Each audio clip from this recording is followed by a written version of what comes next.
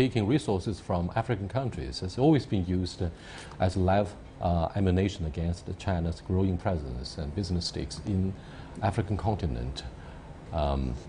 Therefore, Walter, what do you think of the far-reaching goal and blueprint of the Chinese government to assist with the massive industrialization in Africa? It has nothing to do with the resources themselves. It does have a lot to do with, for example, the 10-point proposal that President Xi raised 3 years ago in Johannesburg at the summit meeting with the heads of African states. Yes, I think the first thing, if you really want to understand China-Africa relations, you need to understand China first. Because what happens within That's the a big domestic question, I'm afraid. because what happens within the domestic market affects China-Africa relations. China's economy is moving from one that is focused on investment to one that is focused on domestic consumption. So whereas 10 years, 20 years ago, China's economy was highly dependent on resources, the economy is shifting. So as the domestic economy shifts, so does the China-Africa relationship.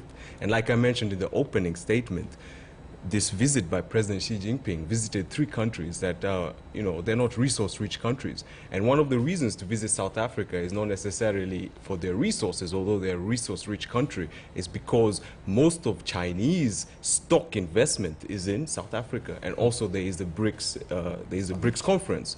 So this visit, like I said, is good because it dispels the myth that China is only in Africa for resources.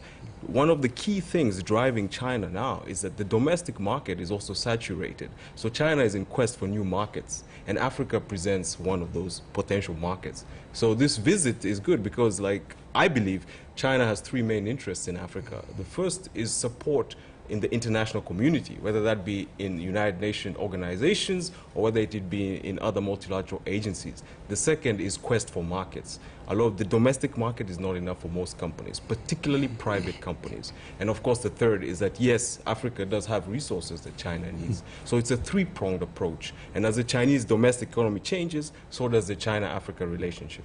But do you buy this idea, Walter, that China is expanding its overcapacity, is exporting its overcapacity and building up debts in the host countries in South Asia and some parts of Africa?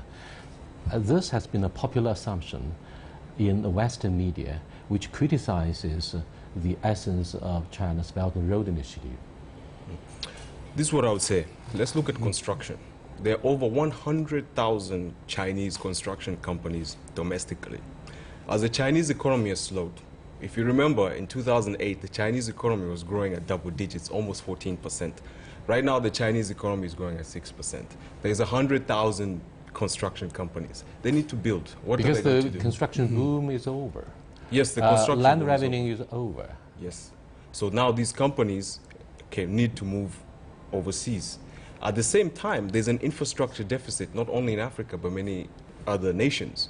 So there could be the possibility of a win-win. So rather than just look at it from a global perspective, you need to look at it from a project-by-project cases. It's not even enough to look at it from a country-to-country basis.